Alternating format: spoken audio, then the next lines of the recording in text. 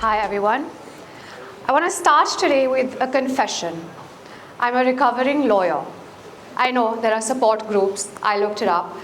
But in all seriousness, I spent 8 years of my life in law, 5 years at one of the most reputable national law schools of the country, and 3 practicing and owning the craft. And I'd like to think I was good at it. I was precise, crisp. I could argue both sides of any argument and make them both sound watertight. My professional identity was crafted very carefully, like you would a solid legal argument. Everything anticipated, nothing left to chance. And then I went and blew the whole thing up to make pretty rooms for a living.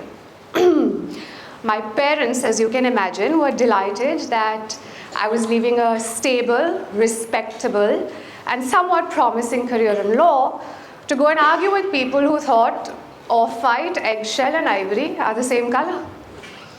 But let me tell you today what happened between those 2 sentences, because the version I just gave you fits an Instagram bio, but the reality is actually way messier. And the mess, I believe, is what's actually important. When I was practicing law, I had a very specific relationship with my own competence. I knew what I was doing, I knew how to do it, and I knew how to signal to the room that I knew.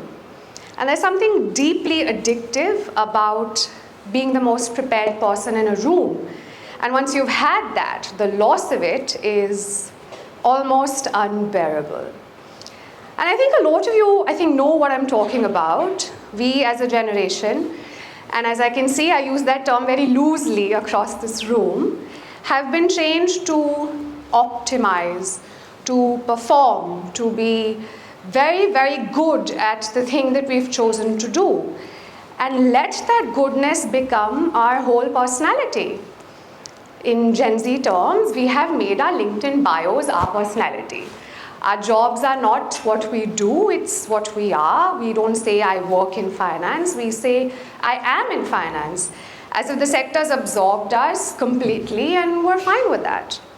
The problem with letting your job be your entire personality is that when the job stops feeling right, it doesn't feel like a career problem. It feels like an identity crisis, because it is one. And here's what cracked that open for me. I was 25, I just moved into my new home with my husband, and I knew exactly what I wanted the space to feel like. I could close my eyes and just walk through that apartment with, I could imagine the light, the materials, how one room would breathe into the next, and then, as any lawyer would, I went looking for a designer to help me build that space. Designer after designer, meeting after meeting, I realized that there is a very certain kind of designer that doesn't want to know what you want. They just want to tell you what you should want. And slowly I came to the realization that all these perfect pitches and creative, constructive presentations are just an energy that I've done this before, you have not, so let's skip the part of where you tell me what you want and get straight to the part where I've already decided for you.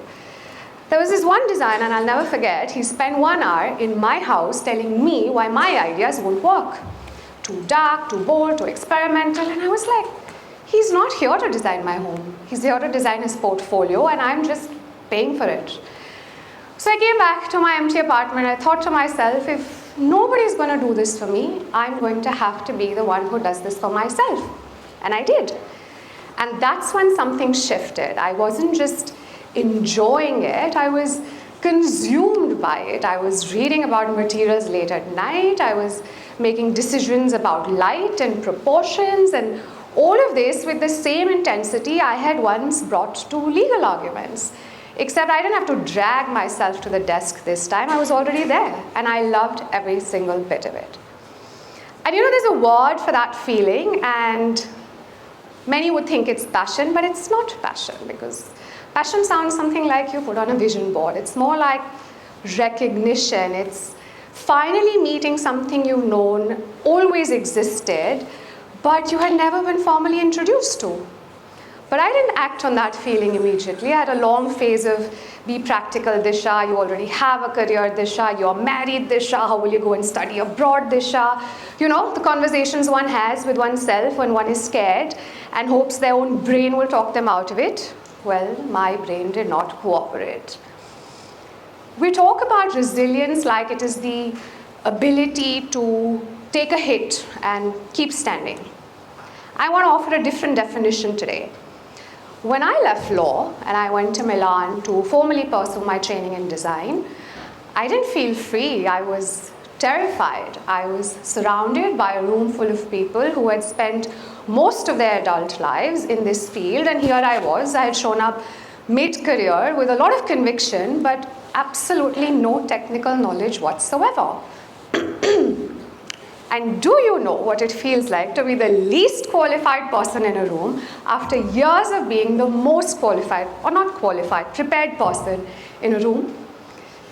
It feels something like showing up to an exam which you didn't know was happening in a subject you've never studied for, and everybody else brought notes. I went from being respected to feeling invisible. And humility, my friends, is not a pleasant teacher, but it is the most honest one I've ever had. Milan taught me what years of law couldn't, that not knowing is not the same as not being capable. It just means that you are at the beginning. And the beginning is uncomfortable, but it's also the only place where anything real ever starts. But here's the thing they don't tell you about beginnings. You don't arrive at your new identity whole. You arrive incomplete. And in that gap between who you were and who you are trying to become, there is real grief, even if you left willingly. And I think it's worth mentioning that, and not to frighten some of you on your career paths here, but because I want you to know that if you ever find yourself standing in that gap, it doesn't mean you were wrong. It just means you're in the gap. Anybody and everybody, as a lot of the founders here will testify, who have built anything new has stood in that gap. Today I run my own studio, large-scale luxury residential projects, which means clients come to me, hand me the most intimate space of their lives and say, make it feel like us. No brief, no rule book, just we've traveled the world, we've stayed in the best spaces, and now we want to come to a home that surpasses all of it. Oh, and we need it done before Diwali. Simple enough. Let me give you a few examples of what that kind of work actually demands. My first project was an apartment. I decided to drench the entire space in a dark charcoal grey. Every wall, every surface, every ceiling, no break, no white walls whatsoever, just charcoal, wood, and my intent. The client signed off on it. I could sense the hesitation, you know, the kinds where we are trusting you, but we're not sure if we should. The contractors were way less diplomatic. Are you sure? It's going to look like a cave. Are you certain? I was certain. I had the legal argument ready inside me, just waiting to come out. I held the line. And when the project was finished, the client came in and she stood in the middle of the apartment and she went quiet for a moment which felt like a lifetime at the time. And she said, I didn't know a home could feel like this. That's when I knew I'd made the right choice. Not the career choice, I already made that one. The deeper choice, to trust my vision and hold on to it before anybody else could see it. Another example, I was designing a cornice. It's an ornamental border where the ceiling meets the wall, standard enough. But I didn't want it to feel like it came out of a catalog. I wanted it to be alive, have a personality. So I did what any normal designer would do, maybe. Picked out flowers and leaves out of my own garden, pressed them onto the mold, adjusted it with my own hands. The craftsman thought, Madam has lost her mind. But today that cornice runs through that entire home, and it's a quiet little secret between me and the space I design, and it's so organic and just completely one of a kind. Another example, a tiny powder room, 36 square feet. 36 square feet is 6 feet by 6 feet. It's small. I wanted to install a vanity counter which is about 1,000 kilograms. Every single installer told me, can't be done. I said, no, we have to figure it out. And we did. And today, it's the first thing every single person notices the minute they enter that room. I'm not telling you these stories to talk about interior design. I'm telling you these stories because each and every one of these decisions came from the same place. To hold on to my vision long enough and to stay with it until everybody else could catch up.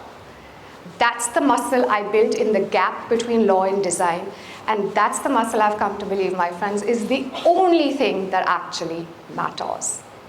You know, I want to offer, like I said, a different definition of resilience today. So here's what I want to put to you. Resilience, they say, is not breaking, not backing down, staying put. I think it's quite the opposite. I think resilience is knowing exactly what is worth breaking for. The identity I built in law was real, and it served me. Those skills of thinking cleanly through complexity and precision and discipline, they still serve me today in my design practice every single day. Nothing was wasted. Every version of yours has something to contribute, even the ones you left behind. But about the versions that you leave behind, they don't get louder. They get quieter, like a tab open in the background for so long that even you've forgotten what you opened the tab for. And at some point, you have to close the tab. And I know it sounds simpler than it is, because closing the tab means admitting that what you built no longer serves you. It means uncomfortable conversations. It means other people's opinions. It means the sheer exhaustion of having to justify a decision that makes so much sense to you, but absolutely none to anybody else. So, to the students in this room, I want you to know that you don't have to get it right the first time. What you have to do is stay honest with yourself about what is and what isn't working, and have the courage to adjust. That is not failure, it's just iteration. Think about it. When the iPhone 16 came out, none of us looked at Apple and said, why didn't you get it right the first time? We celebrated the upgrade, we waited for the new model, we couldn't wait to get our hands on it. So why, when a human being announces that they've changed life paths, it's a confession and not just a feature upgrade? So I want you to know, and I want you to know that this is not pivoting, it's not a weakness, it's just paying attention. To those of you further along, the resilience you need is not the resilience to endure longer. It's the resilience to finally say what is true and begin the slow, uncomfortable, but deeply worthwhile work of building towards it. I started by telling you I'm a recovering lawyer. I want to end by telling you what I recovered into. My studio runs in my name, not a faceless brand. My name on the work every single time. Because I truly believe what you make is inseparable from who you are. And who I am today is a culmination of everything I've ever been. The charcoal department I told you about, my first project, it wasn't just the beginning of my design career, it was proof. Proof that the thing I had inside me, the thing I tried to dismiss, the thing I tried to ignore, the thing that I tried to reason away, was real. And that thing was worth the disruption, the loss of the thing I was, worth every uncomfortable minute of not knowing whether I had made the right decision. I didn't know a home could feel like this, she said. Well, neither did I until I trusted myself enough to find out. But I'm not done yet, and I hope I never am, like all of you, never be done. And I want to end by saying that the resilient mind is not the one that doesn't break. The resilient mind is the one that knows how to begin again and again without apology, without pretending the loss didn't happen, and with absolute conviction that the person you're still becoming is worth every uncomfortable step of getting there. Thank you.